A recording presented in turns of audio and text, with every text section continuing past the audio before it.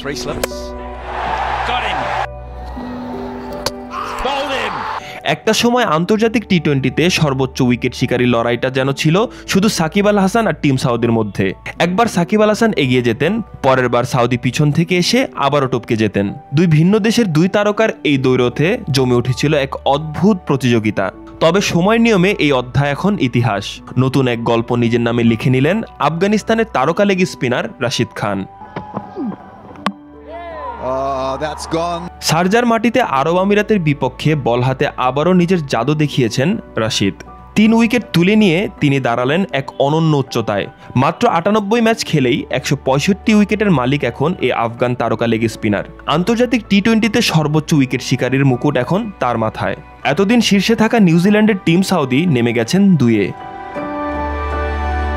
তবে এই রেকর্ডের ভিতর জড়িয়ে আছে বাংলাদেশের নামও। সাকিব আল হাসান প্রথম বলার, যিনি লাসিথ মালিঙ্গাকে ছাড়িয়ে একসময় উঠে এসেছিলেন সবার উপরে।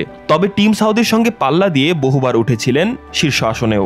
তবে 149 উইকেটেই শেষ হয় তার টি-20 অধ্যায়। বাংলাদেশের ক্রিকেট ভক্তদের স্বপ্ন কিন্তু এখনো শেষ নয়, কারণ সামনে এখনো আলোর প্রদীপের মতো জ্বলে আছেন মুস্তাফিজুর রহমান। বিশ্ব ক্রিকেটে এই কাটার মাস্টার ফিজ নামে পরিচিত। 142 উইকেট নিয়ে তিনি এখন তালিকার 5-এ।